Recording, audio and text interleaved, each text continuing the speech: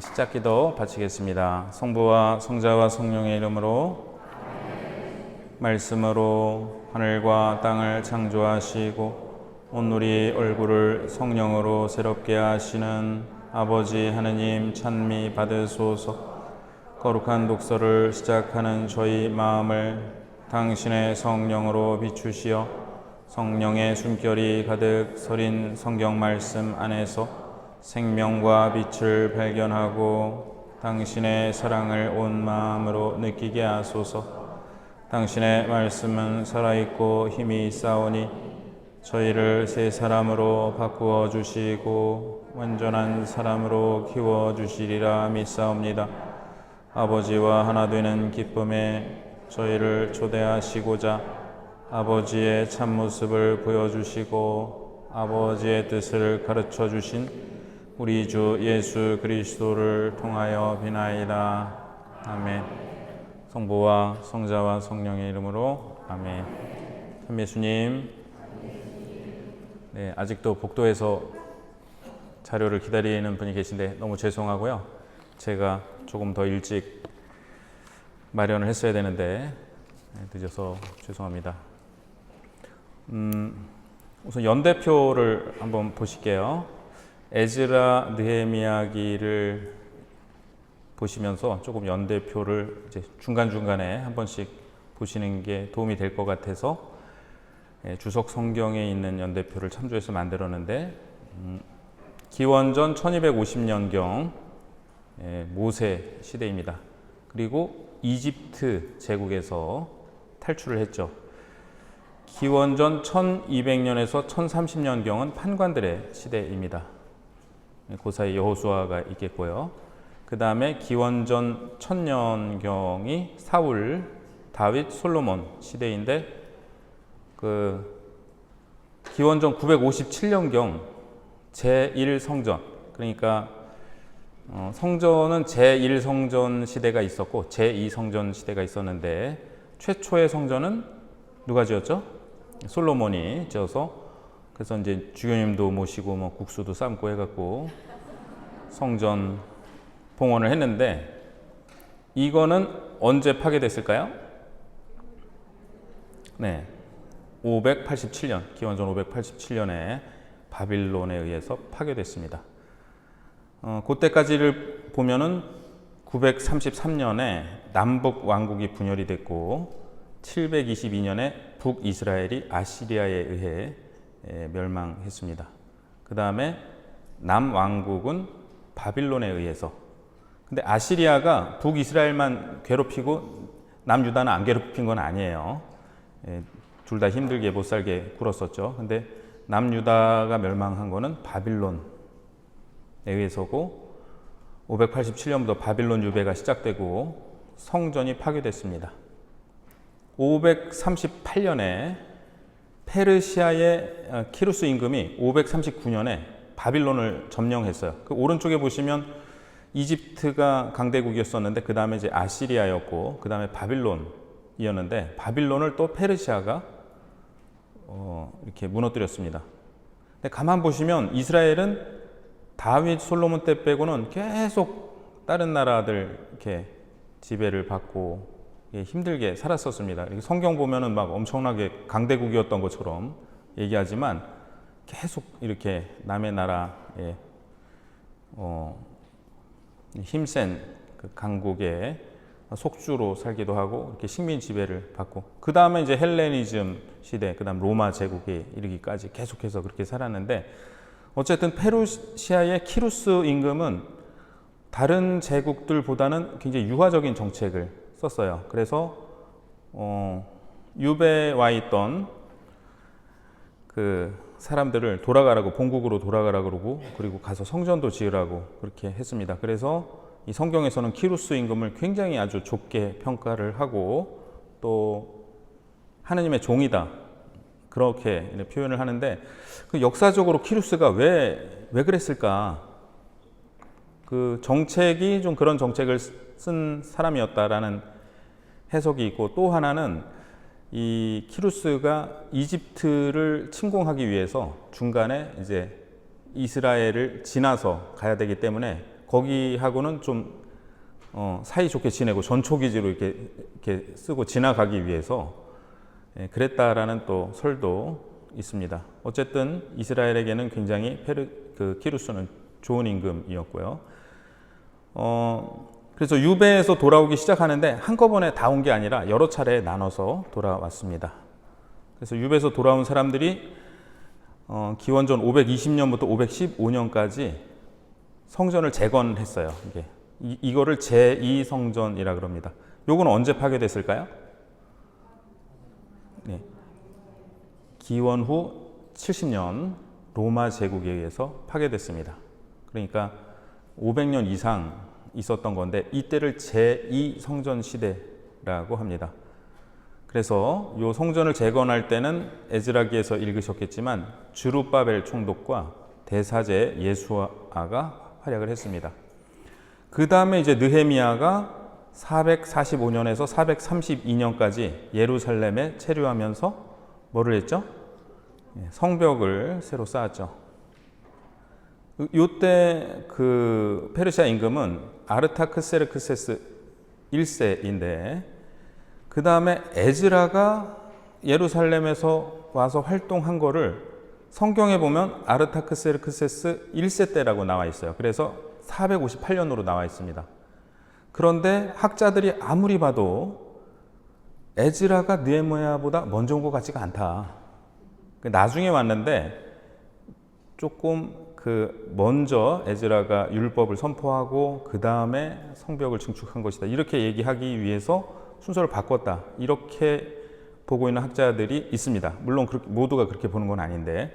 그래서 그 사람들은 아르타크세르크세스 2세 때 활동을 했다라고 보고 그래서 기원전 398년에 에즈라가 예루살렘에서 활동한 걸로 보고 있습니다.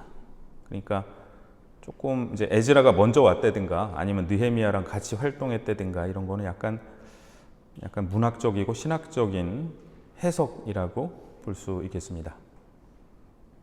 에즈라 느헤미야기는 본디 한 권의 책으로 만들어졌고요. 기원전 538년에 바빌론 포로살이를 마치고 고향에 돌아온 뒤 한 세기가 넘는 동안에 일어난 일들을 서술합니다. 저술 목적을 보면 첫 번째, 새로 건축된 제2성전과 제1성전과의 연계성을 강조함으로써 제2성전의 합법성을 보여주고자 함. 두 번째, 바빌론에서의 귀환을 제2의 이집트 탈출로 묘사하고 있는데요. 이스라엘 백성이 이집트를 떠날 때 이집트인들이 이스라엘 백성에게 금부치, 은부치, 옷가지들을 내어준 것처럼 페르시아 제국 역시 귀환자들에게 귀중한 기물들을 내어줍니다. 귀환민들은 성전 건립을 위해 자원 예물을 바치는데 이는 성막을 건립할 때 각 지파별로 자원 예물을 바쳤던 것과 유사합니다. 보면 약간 좀 지루하게 나와 있는데 사실은 이게 제1성전과도 연관이 있고 이집트 탈출과도 연관이 있다. 새로운 출애굽이다. 이 얘기를 하고 있는 거고요. 자료를 보시면 저자는 여러 문헌을 자료로 이용하는데 첫 번째로는 공식 문서들이 나옵니다. 이건 히브리어로 되어 있었고 그 다음에 에즈라의 회고록과 느헤미야의 회고록이 나오는데 에즈라의 회고록은 1인칭으로 쓰인 부분도 있고 3인칭으로 쓰인 부분도 있고 그래서 읽으시다 보면 막 이렇게 하다가 나는 했다가 왔다 갔다 하죠. 그 다음에 느헤미야의 회고록도 자료로 이용을 했습니다. 이미 있던 자료들을 저자가 취합을 해가지고 이렇게 성경을 썼습니다. 종교적 의의를 보시겠는데요. 두 책에서 중심이 되는 관심사가 셋 있습니다. 성전, 예루살렘, 하느님, 백성의 공동체입니다. 첫 번째는 성전인데 이건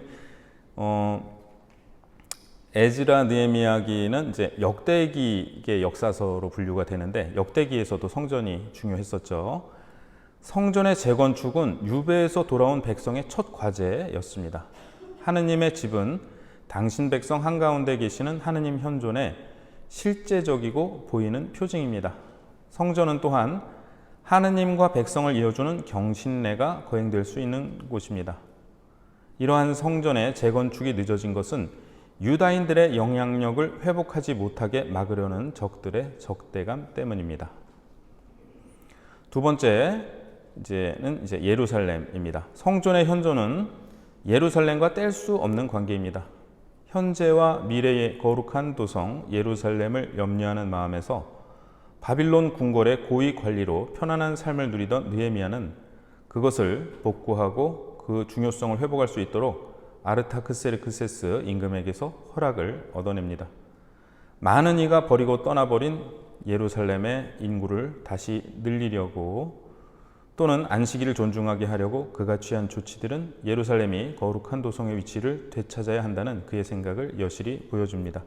사실은 이제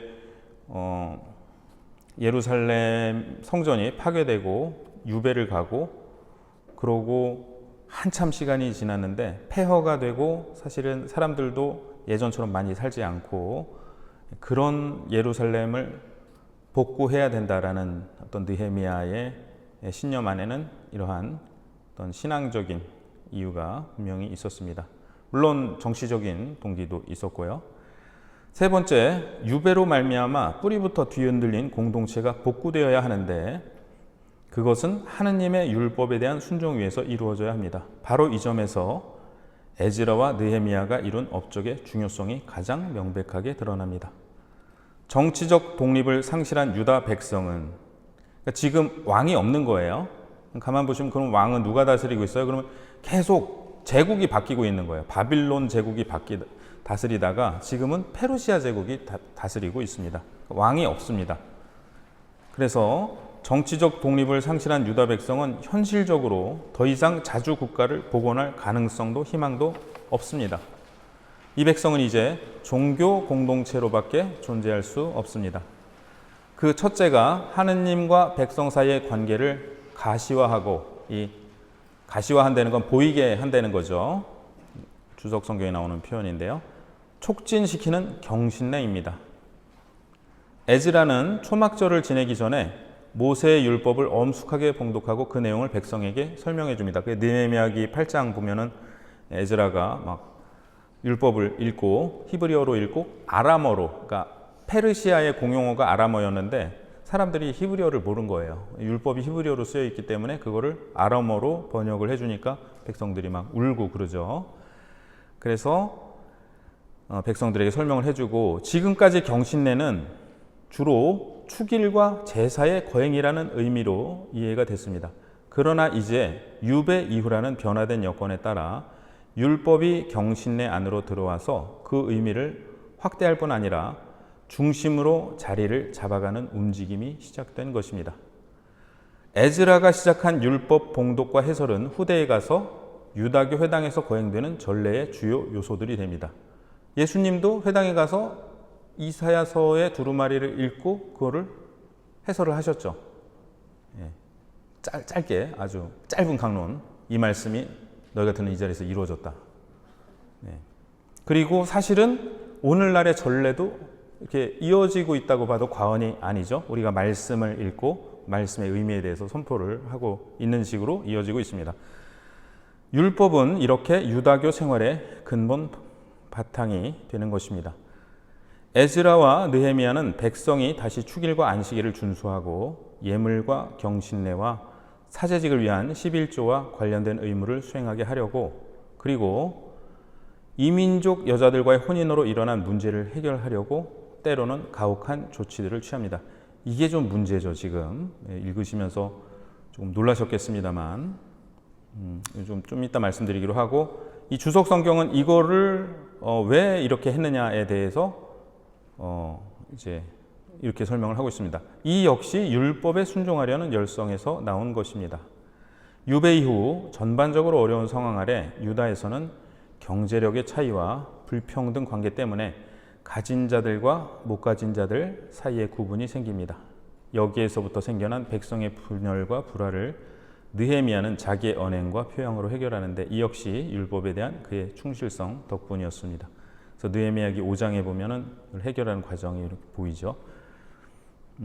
우리가 유대교를 크게 두 가지로 나누면, 지금 제1성전, 제2성전 말씀드렸는데 고대 유다교가 있고 현대 유다교가 있어요. 그래서 고대 유다교를 말하자면 만들었다 그러긴 그런데 어쨌든 이렇게 고대 유대교의 효시가 되는 사람은 모세입니다.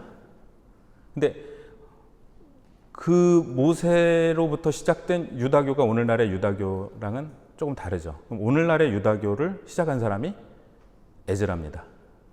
예. 그래서 굉장히 중요한 인물이죠.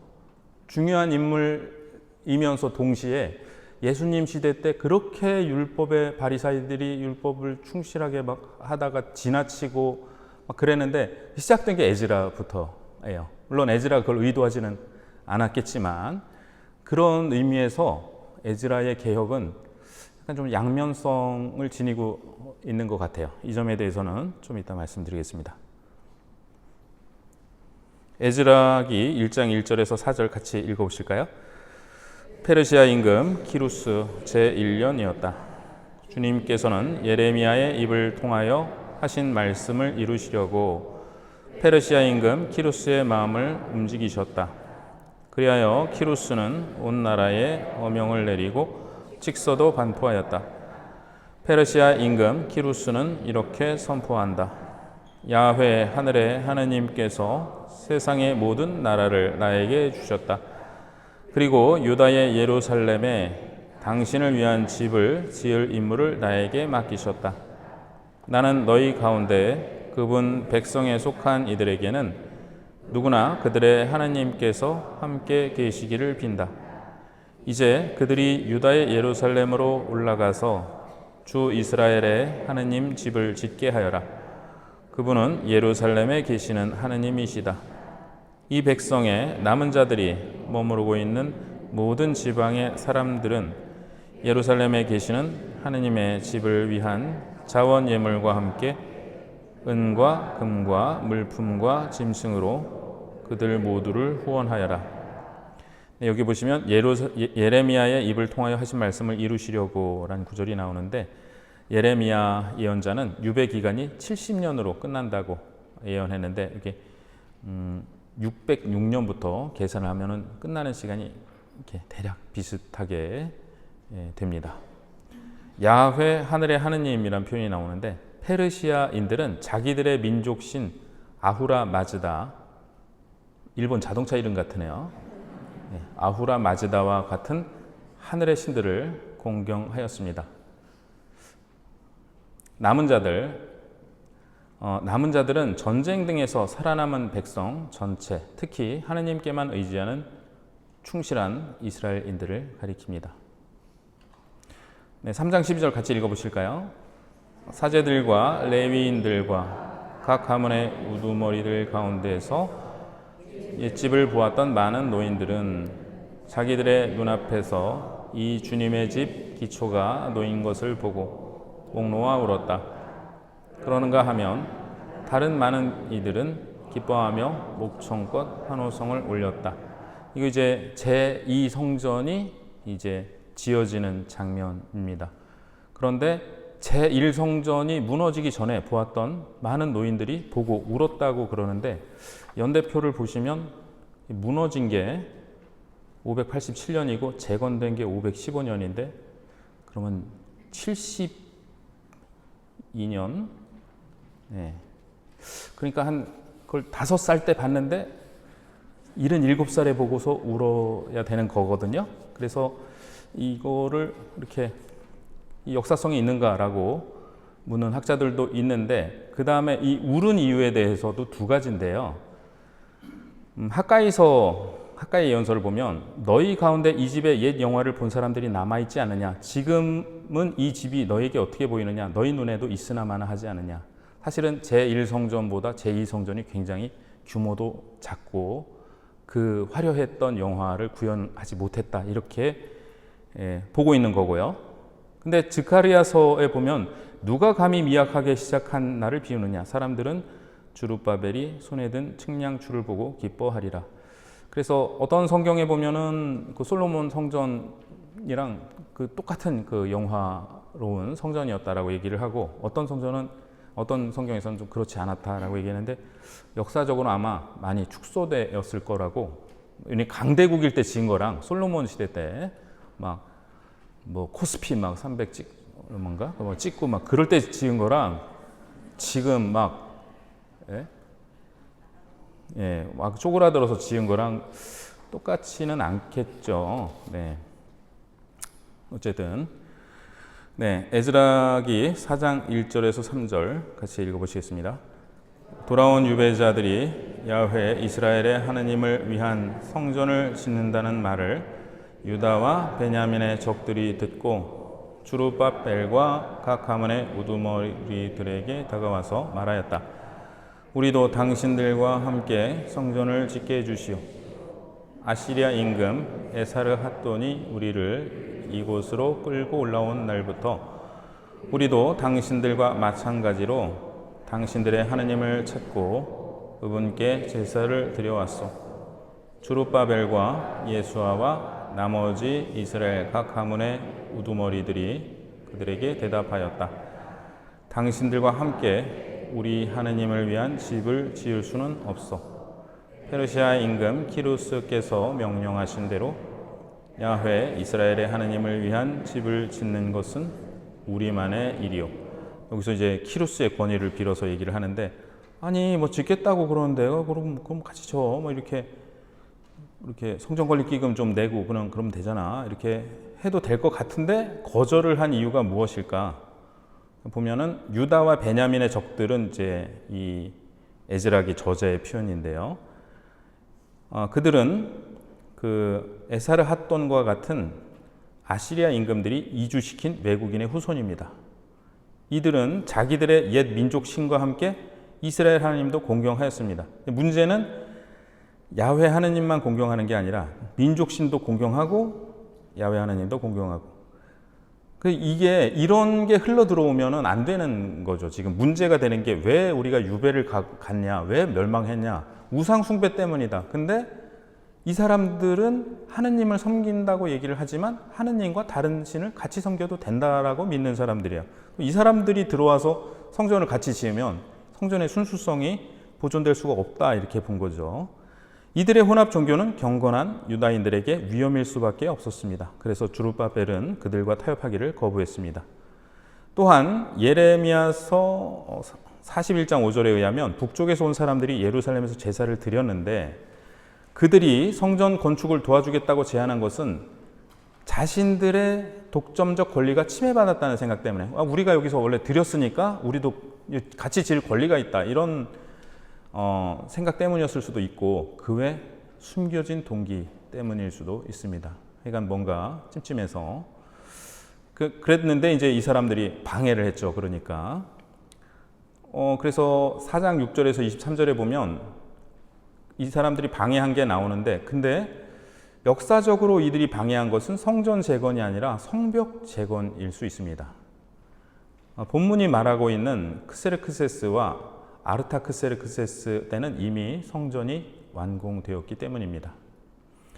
에즈라기 구조를 보시면 1장 6절과 7장 10절 사이가 확 떨어져 있는데요. 그러니까 1장에서 6장까지는 성전 재건이고 주룹바벨과 귀환한 사람들이 성전을 재건했고, 요거는 538년에 이렇게 귀환이 시작돼서 515년에 성전을 지으면서 끝나는 겁니다. 근데 에즈라기 7장부터는 빨리 보면은 458년으로 볼 수 있고 아니면 398년으로 볼 수 있고, 이 6장과 7장 사이에는 57년 혹은 117년의 공백이 있습니다. 그래서 내용이 확 건너뛰는 걸 아마 이렇게 느끼실 수도 있었을 텐데요. 그래서 7장부터 10장은 이제 공동체의 재건이 주 문제가 됩니다. 에즈라기 9장 1절에서 2절 같이 읽어보시겠습니다. 수령들이 나에게 다가와서 말하였다. 이스라엘 백성은 물론이고 사제들과 레위인들까지 이 지방 백성들과 갈라서지 않고 가나안족, 히타이트족, 프리즈족, 여부스족, 암몬족, 모압족, 이집트족, 아모리족의 역겨운 짓을 따라합니다. 그들의 딸을 아내로 또 며느리로 맞아들입니다. 그리하여 거룩한 씨가 이 지방 백성들과 섞이는데 수령들과 관리들이 이 배신의 앞장을 서고 있습니다. 네. 계속 읽어보시죠. 예. 암몬인과 모압인은 하느님의 회중에 영원히 들어올 수 없는데 이는 그들이 양식과 물을 가지고 이스라엘 자손들을 맞아들이기는커녕 그들을 저주하려고 발라함을 고용하였기 때문이라는 것이다. 그리고 우리의 하느님께서 저주를 축복으로 바꾸어 주셨다는 것이다. 이게 느헤미야기 13장 1절에서 2절인데 신명기 23장 4절에서 7절에 거의 같은 내용이 써 있고 배경이 되는 게 민수기 22장에서 24장입니다. 요 내용이 그대로예요. 그 모압 사람들이 이제 이스라엘 백성들이 가나안 땅으로 들어가는 게 방해하려고 했었죠. 그래서 이 에즈라기와 느헤미야기도 공통적으로 지금 암몬과 모압을 아주 저주하고 있어요. 그러면서 내보내라. 이렇게 참 에즈라가 막 울잖아요. 막 울고 막 그러니까 이제 눈치를 채고 이렇게 이방인과 결혼한 사람들 이제 이방 여인들 내보내겠다. 에즈라가 보면 머리가 참 좋기도 하지만 이제 직접적으로 얘기는 안 해요. 왜 우는지 얘기는 안 하고. 예, 그래서 그거를 자기들이 결정하게 하는데 제가 룻기 할 때 말씀을 드렸는데요. 룻기 1장 4절 같이 읽어보실까요? 이들은 모압 여자들을 아내로 맞아들였는데 한 여자 이름은 오르파이고 다른 여자 이름은 룻이었다. 그들은 거기에서 10년쯤 살았다. 룻기의 주인공 룻인데 모압 여자예요. 그리고 룻기는 에즈라 느헤미야 시대에 쓰인 성경입니다. 그러니까 에즈라 느헤미야가 굉장히 이 개혁을 하면서 굉장히 배타적인 개혁을 했죠. 그리고 그것도 나름 이해는 돼요.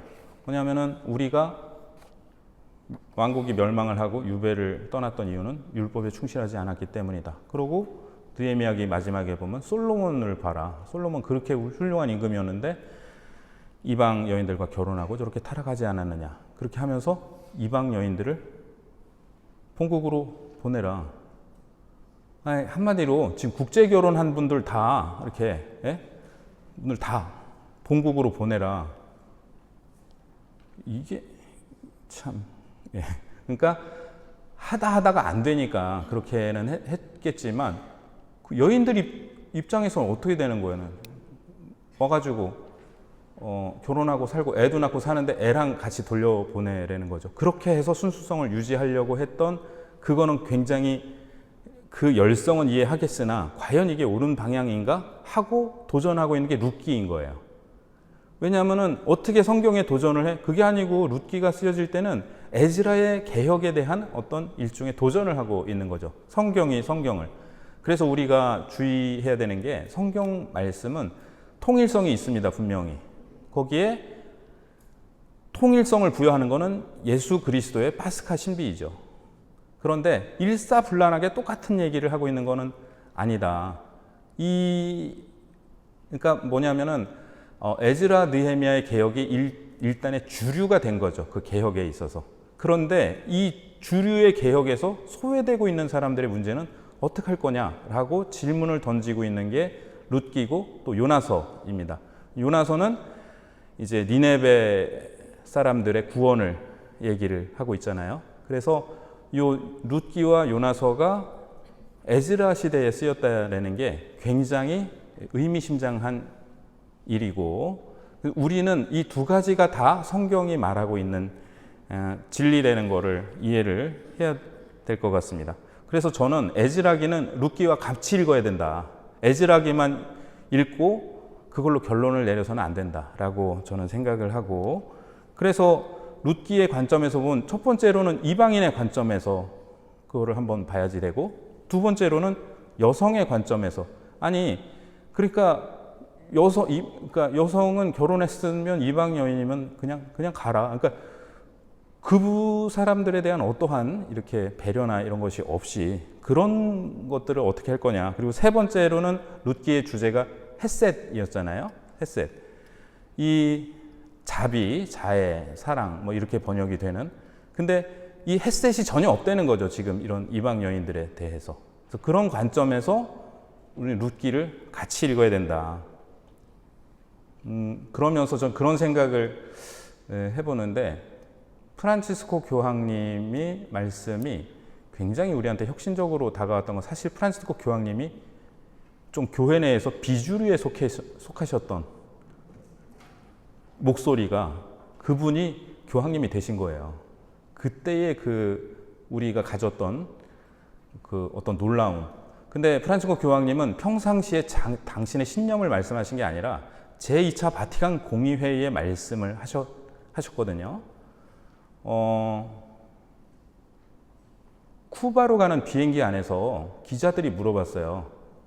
교황님 보고 막시스트라고, 마르크스주의자라고 하는 사람들이 있습니다.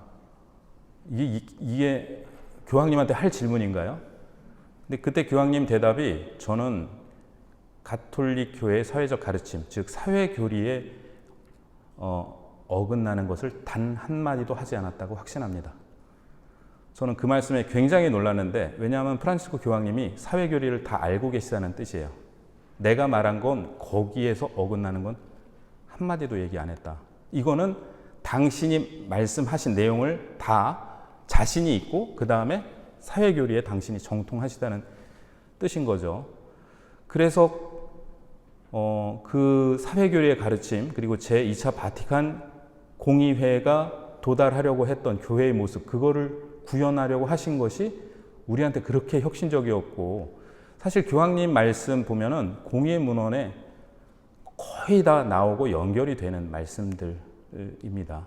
그런데 그거를 조금 이렇게 주류에서 계속 조금 이렇게 받아들여지지 않다가, 그런 교황님께서 비주류가 교황님이 되셨을 때 우리가 가진, 근데 사실 그 연원을 올라가 보면 예수님 자체가 비주류이셨죠. 예, 당시의 주류는 바리사이랑 율법학자들, 수석 사제들이었고, 예수님, 세례자 요한은 비주류였었던 거죠. 그래서 우리가 주류가 이런 거다라고 하고 이렇게 무턱대고 받아들일 때에 조금 각질 수 있는 위험성, 이런 거를 생각해 봐야 될 것 같고, 그래서 저는 그 생각이 들었어요. 문득 예수님께서 이방 여인들을 어떻게 대하셨던가. 사마리아 여인하고 이렇게 우물가에서 대화를 나누시고, 시리아 페니키아 여인 보고 자녀들이 먹을 빵을 강아지들에게 주는 건 옳지 않다라고 말씀하셨지만, 그 시리아 페니키아 여인이 그래도 강아지들도 부스러기는 먹습니다, 주님. 주님이라고 최초로 고백을 한 여인이 바로 시리아 페니키아 여인인데요. 문득 그 생각이 드는 것 같아요. 정말 주님이라고 고백하는 그 간절함. 두 번째, 당신 주님 아니냐. 이 온 세상을 위해서 오신 주님 아니시냐.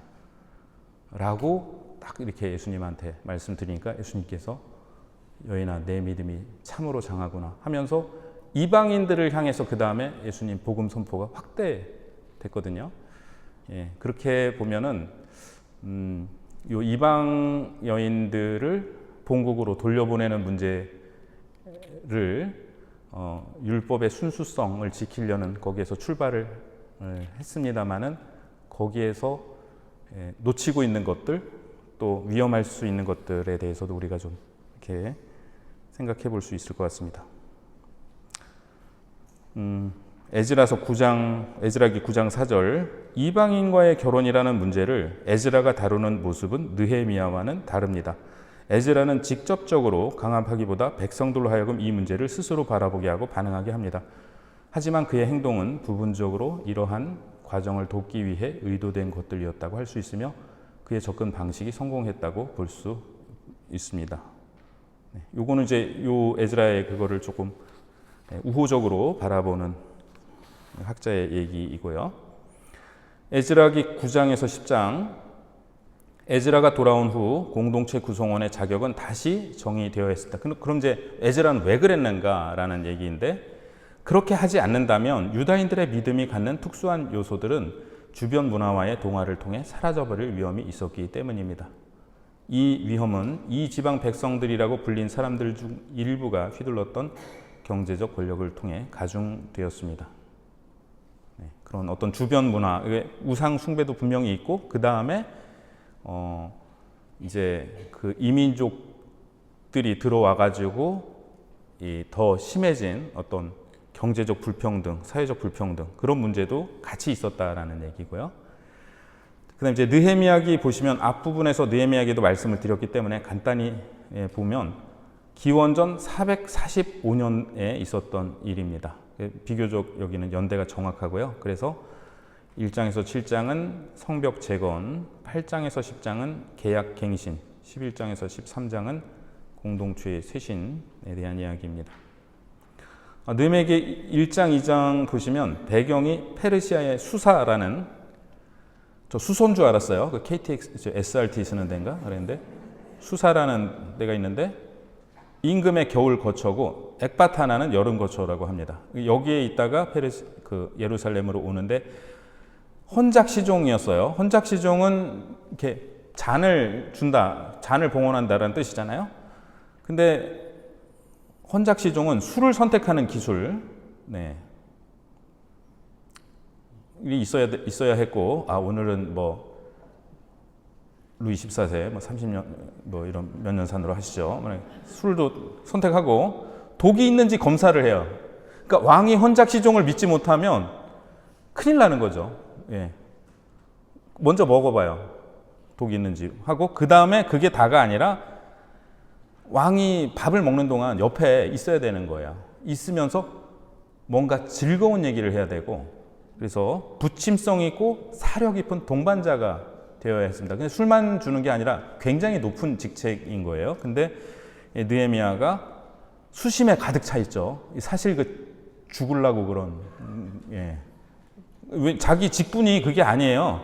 뭔가 흥겨운 얘기를 이렇게 아재 개그도 해주고 막 그래야 되는데, 수심이 깊으니까 왕이 너 무슨 일이냐고 물어봤는데 이제 동포 얘기를 하니까 이제 보냈던 거죠.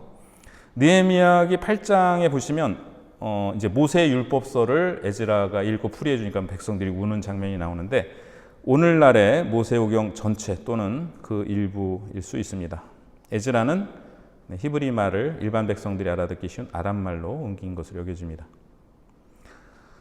이제 우리가 3주 만에 하다 보니까 이제 토빗기까지 이번 주에 읽으시게 되는데요. 토빗기는 역사적 사실일까요? 아닐까요? 네. 제목이 토끼에 관하고 좀 비슷한 것 같아요. 그래서 역사적 사실이 아닙니다. 토빗기는 겉으로는 역사적으로 정확한 것처럼 막 몇 년도 이렇게 써놨는데, 저자는 자기가 말하는 임금들에 대해 거의 알지 못하고, 좀 웃겨요. 자기가 서술하는 지방에 가보지도 않았음이 분명하다. 사실은 안 가본 데를 제일 잘 알죠. 제일 잘 알아요. 안 해본 거 제일 잘하고. 그래서 보면은 그냥 1장 2절, 1장 4절 보면은 같은 시대인 것처럼 했지만 벌써 200년 차이가 나고, 그 다음에 한 300년까지도 차이가 납니다. 그래서 요거는 역사적인 사실로 볼 수가 없는데, 근데 왜 이런 걸 썼느냐? 죄송해요. 기원전 200년, 기원전 2.00경이 아니고 기원전 200년경 쓰여진 이 토빗기는 그러니까 디아스포라라는 말이 있는데요. 유대인들이 흩어져서 사는 거를 디아스포라라고 그래요. 그래서 기원전 200년경에 이스라엘을 떠나서 다른 지역에서 살던 사람들이 어떻게 살아야 되는가, 우리가 성전은 예루살렘에 있는데 예루살렘에 갈 수가 없어요. 그러니까 제일 중요한 게, 지금 유배 후에 제일 중요한 거는 성전이고, 성전에서 바치는 제사였고, 그 경신내 여러 가지 축제 참석하는 거, 이게 중요했는데 이거를 못하는 사람들이 어떻게 살 것인가에 대한 얘기가 토빗기입니다. 그래서 주되게 드러나는 게 자선인 거잖아요. 그래서 이런 자선을 강조하고, 우리가 성전에서 예배를 드리지 못하더라도 외국에서 이렇게 살면 된다라고 이야기를 제시하고 있는데, 이 출처가 되고 있는 게 현인 아키카르의 이야기라는 이야기가 원래 있었는데요. 고대 서아시아에 널리 퍼져 있었는데 이솝이 이제 그리스 사람인데 이솝 우화도 이 작품에서 영감을 받았다고 합니다. 그래서 아시리아 임금 산헤립과 그 뒤를 이은 에사르핫돈의 대신이었던 아키카르는 조카 나답을 양아들로 삼습니다. 그는 금원의 형태로 된 일련의 충고로서 나답을 현인이 되도록 교육하는데요. 나답은 자기가 받은 지혜를 멸시하고 아키카르를 모함하여 형벌을 받을 지경에까지 내몹니다. 배신을 때린 거죠. 그러나 복권된 아키카르는 나답에게 비율에 대한 꾸지람을 퍼붓고 나서 그를 감옥에 던지고 나답은 그 안에서 최후를 맞이합니다.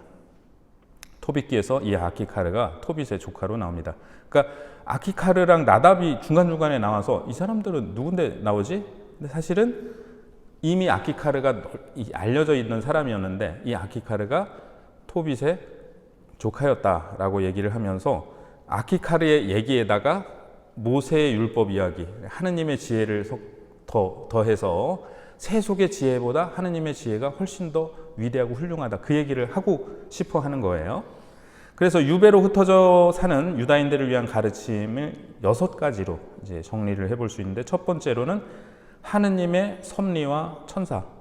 하느님께서 과연 곤경을 겪고 있는 당신의 성실한 백성을 보살피시는가? 그렇다라는 거죠.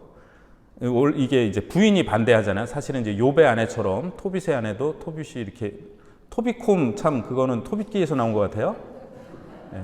안국약품 토비콤 그 눈약이잖아요. 예. 근데 토빗에서 나왔을 거라고 추측을 하고 있습니다.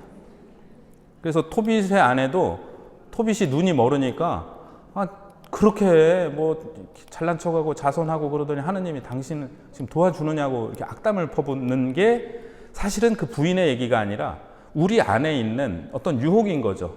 하느님 따라서 살아봐야 별 소용없다. 손해만 받고 뭐 당신한테 불행만 오고 우리 안에 있는 어떤 유혹의 목소리라고 할 수 있겠는데 그 유혹을 거슬러서 살아가고 있는 이제 이야기인데 그러면 하느님의 배려는 어떻게 이루어지는가? 사람들이 우연이라고 생각하는 일들을 통하여 그래서 제일 많이 나오는 단어가 그때 마침 그때 마침 막 그랬다. 이게 사실은 하느님의 계획이다라는 얘기를 하고 있고 미리 확정된 계획을 성사시키고 또 끝에 가서야 밝혀지는 비밀을 풀어가는 방식으로 이제 반전이에요. 딱 막 마지막에 뭐 사실은 막 브루스 윌리스가 영혼이었어 이런 것처럼 막 라파엘이 사실은 내가 천사야. 네 기도 내가 다 전해줬어. 막 그러면서 하느님께서 토빗과 사라의 기도를 들어주시고 라파엘이 비밀을 털어놓는 것이 이 이야기의 두 기둥 구실을 하고요. 하느님의 계획을 실행에 옮기는 이는 천사들입니다. 그래서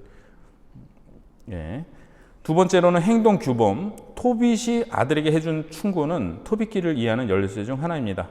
아키카르의 지혜에서 빌려온 계율들은 이보다 뛰어난 지혜와 섞입니다. 이 뛰어난 지혜는 모세 율법에 나온 계명들이고요.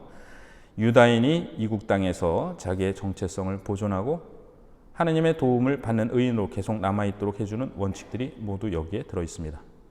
세 번째로는 가정과 혼인인데요. 그러니까 이것도 지금 중요한 거예요. 이 외국에서 생활을 하면서 유배로 여러 나라에 흩어져 사는 유다인들에게는 현지인들과 혼인함으로써 이방 종교에 동화될 위험이 큽니다. 그래서 토빗기의 한가운데에 혼인 이야기가 자리하고 있습니다. 동족하고 결혼하라는 얘기죠.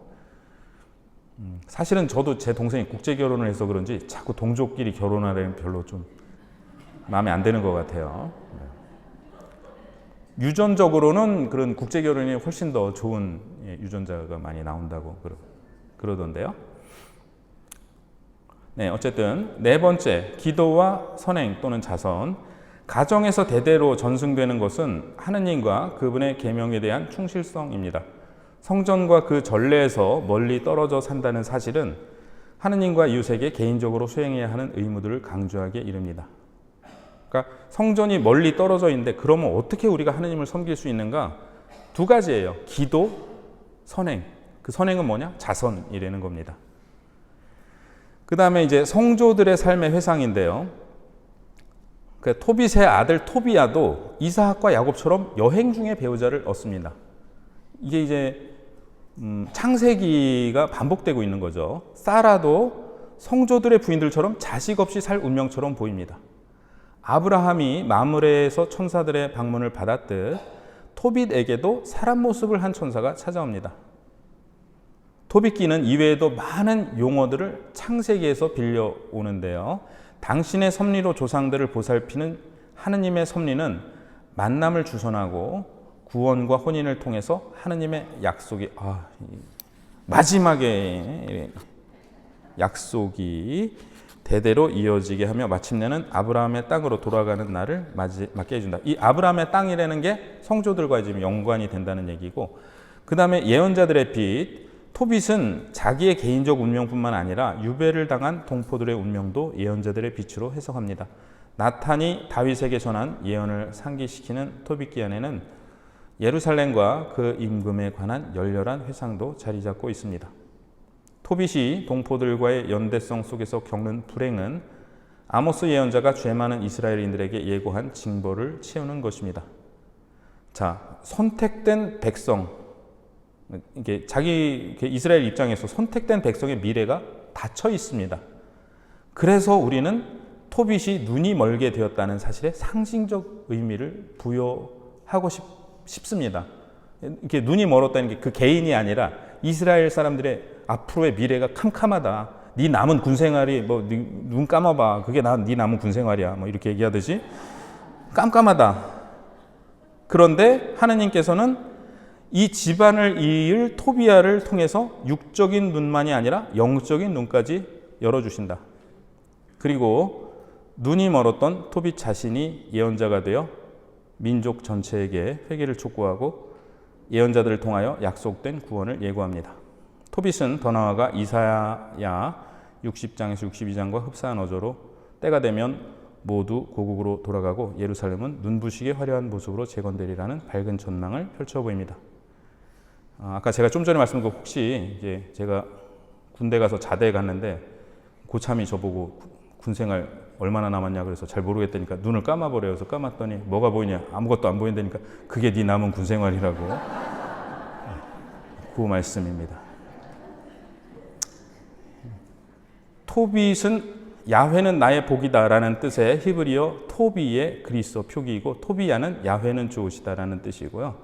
3장 7절에는 아스모데우스라는 이렇게 악귀가 나오는데 멸망시키다라는 뜻의 히브리 말을 상기시킵니다. 그래서 하느님께서 고쳐주셨다를 뜻하는 라파엘 천사와 정반대되는 존재를 가리킵니다.